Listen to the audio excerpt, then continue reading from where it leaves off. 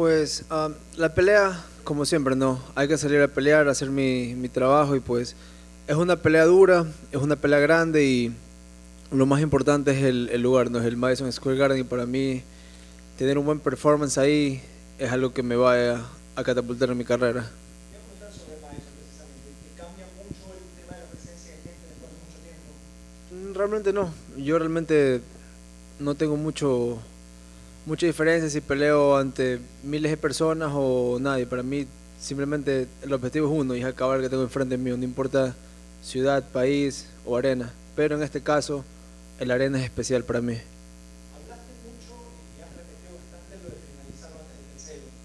¿Qué es lo más difícil para lograrlo tomando en cuenta la carrera de Frank? Pues salir a hacer todo, no dejar nada guardado, no dejar todo ir y pues simplemente pelear hasta el final. ¿Crees que él va a tener una estrategia similar a la que tuvo él en su momento contigo, tomando en cuenta la edad y todo lo demás? Ah, es probable, las posibilidades son muchas, ¿no? Pero me he enfocado mucho en estar en forma, en tener un buen juego de pelea y el salir a ejecutar, salir con todo. ¿Cuáles son tus expectativas más allá de la victoria, obviamente? ¿Qué seguiría después de él? Pues primero lo primero y eso es ganar. Chito, ¿cómo estás? Desde Ecuador también, y realmente es un placer poder estar en la pelea del día sábado. En cuanto al performance que trabajaste para esta pelea, ¿qué tuvo que cambiar de cara a lo que será justamente tu siguiente rival? Pues obviamente la última fue contra un striker, este es un luchador que boxea muy bien, entonces algunos boxeadores profesionales vinieron a darme rounds, traje buenos luchadores para trabajar ahí y al final del día hacer sparring con peleadores que tengan cualidades similares, ¿no? Buen boxeo, buena lucha y entrenar muy fuerte y ser muy disciplinado. ¿Crees que no te hayan finalizado, que no tengas knockouts? ¿Es una presión adicional para ti o es un aliento, una motivación? Pues simplemente prefiero no pensar en eso, ¿no? Yo creo que cuando te enfocas en esas cosas es cuando lo peor puede pasar, ¿no? Para mí el enfoque es hacer mi trabajo, mantener mi disciplina, mi ética de trabajo siempre al 100 y salir a con todo, ¿no? Matar o morir. Y la última de mi parte, ¿crees que después de esta pelea, si Dios lo permite, hay algún triunfo, podría ser por una pelea de cinturón? Pues sí, es un nombre grande, me pondría en la fila para eso y sería una victoria gigante para mí. Chito, obviously a huge fight here. Frankie Edgar, legend of the sport, and you're obviously starting to get more and more of these kind of names and everything. Does that give you confidence and just show that you're kind of getting to the point in your career, I imagine, where you've been thinking about and wanting to be for a very long time? 100%. I feel that that title dream, that putting that belt around my waist is just a matter of time. It's about these fights. It's winning the right fights and putting on performances. Like I don't think the UFC is looking for almost a win. They're looking for shocking performances, and that's what I've been doing in my career. That's what I know I can do, and I fought the who's of the division. I'm right there, and then I had setbacks. I lost fights before, but I saw those fights, and I'm like, I'm barely losing those fights, and some of them I really don't even lose them. So it's like adjustments have been made in order to get past those fights, and the technique is there, the gas tank has been always there. Like I can go forever, I can push the pace, I can be in the fire, and it's just a matter of time before I get that belt on my waist, put it on. And Frankie, obviously, he has the most fight time of anyone in UFC history, and that's kind of a two-sided coin, right? He has all the experience in the world. I'm sure there's not much you can do in there that he hasn't seen to some degree, but also it's a lot of damage, a lot of minutes and everything. Where do you kind of, I guess, sit on that side of it? Like, do you think he's a danger because of that, or do you see a vulnerable opponent? Well, he's been in both sides. He have all the time, but he also have all the damage. At the end of the day, I cannot expect him to just fall with one punch, because if I go with that mental game, he might take it, and then what? Then you're lost, because then your biggest weapon, one punch, didn't work, right? So I see this fight playing on my head like, dirty, bloody, hard, and I'm ready for that. I know I can be there, so I'm not worried about that. And Saturday night, you guys will see a better me, and I said it and I will say it again. It won't go 3 rounds. And he obviously suffered a really bad knockout in the last fight against Sandhagen. Do you go in there and obviously, the goal is to hit him a lot in the fight period, but to try to maybe hit him with the shot early and kind of test where he's at, both reactionary and if he can just take those shots still? Those type of flashy KOs don't happen every fight. If you expect to win like that every single fight, it's just the wrong game plan. Those things happen sometimes, and it's beautiful to see something like that. That was a flashy knee, that was cool, but it just doesn't happen anymore. Like Sandhagen did that against Tilla and Peter, throw that same knee 100 times. It just, if that's your goal, if that's the game plan, it just don't work all the time. You have to fight, and for me, it's just going in there, fight him, make him pay for everything he tried to do, and put him out. And where do you think a win over a legend like Frankie Edgar puts you in this division? We have a title unification fight coming up. There's a lot of big names and contenders. Do you expect to be firmly in that conversation with a win here? Well, a win Saturday night would literally put me at number 8.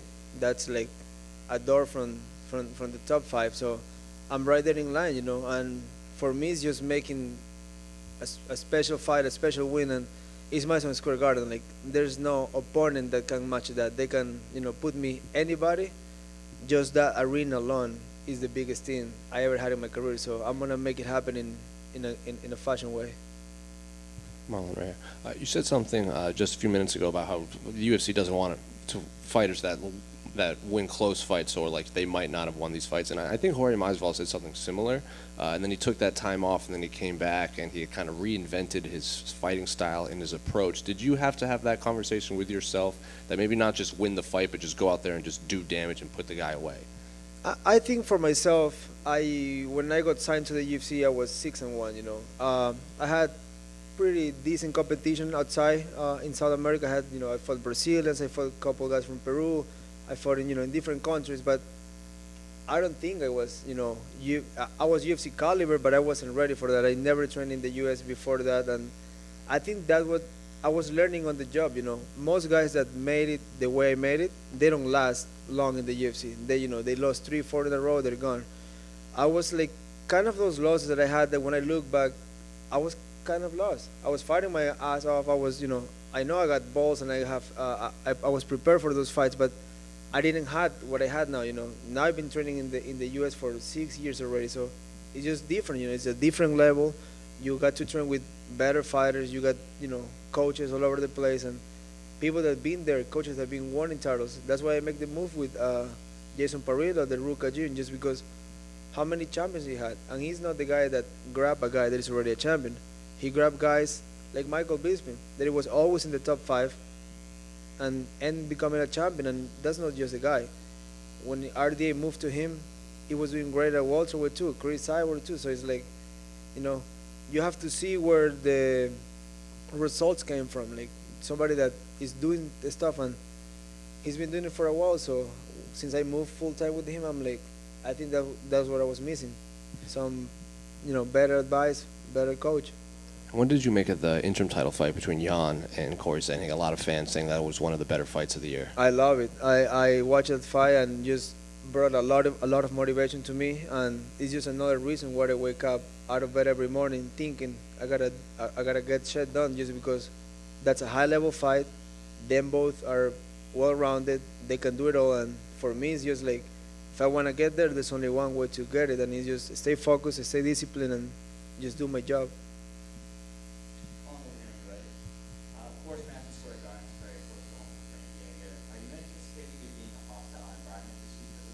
It doesn't matter. There can be 100 people and just one of me.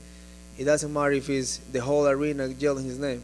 When the cage is locked, those people is just yelling. It's just me and him inside there. So it can be in his backyard, in my backyard. Even if one day the UFC will come to Ecuador, and I'm gonna make that happen. It doesn't matter. Everybody's cheering for me. You get punched in the face, you're going down. So for me, it's just the location is special. It's all the big things happen there in boxing. All the big, stars perform there. So I just want to be another person performing there. That's it for me. And Marlon, back in July, your former coach, Sean O'Malley, raised a bunch of eyebrows and he said that you have to earn your way back to a fight with him, despite the fact that you already earned the win in your first bout. What are your thoughts on those comments? Well, again, I said it many times before, we are in the times that everything is cloud, everything is like what you say, who you hang out with. I don't give a shit what he's saying, but I knock him out. You can say whatever you want, you can make fun of it. At the end of the day, he's going to bed every night knowing I put him out. So we can we can talk crazy shit, I can use my social media and, just say crazy shit. And I know people will like that, but I keep it real. I like to be real. I like to say facts, and I earn everything I have in my life by going forward and going hard. So he can go and fuck himself. Well, both O'Malley and Dominic Cruz are fighting next month in the same card. Those are two names you've been linked to for a while now in your career.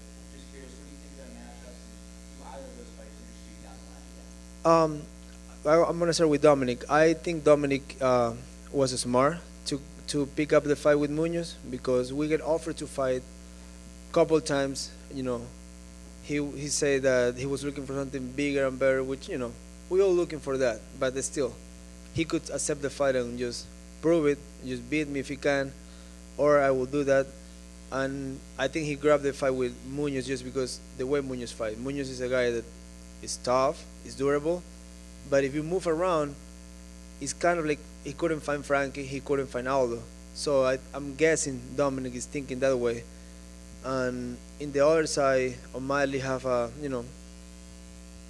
would say a little tougher fight with Paiva, but that's a guy coming from 25, have one win in the division. It's a good win over Kyler Phillips. That's a prospect, but a prospect. There's a bunch of prospects out there, so it's not like he's coming off the biggest win of his life anyway. So they have to win. Doesn't matter who's in front of you.